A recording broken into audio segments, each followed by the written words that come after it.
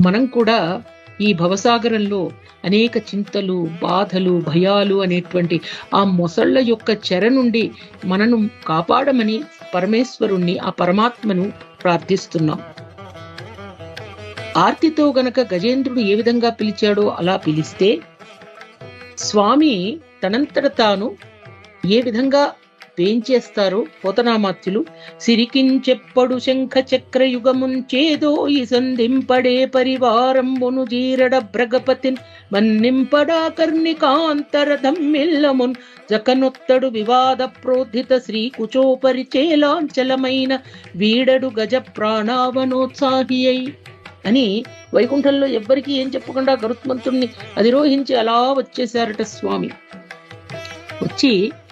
స్వామి వస్తున్న తీరును చూసి దేవతలందరూ కూడాను ఎంతో విశేషంగా నమో నారాయణ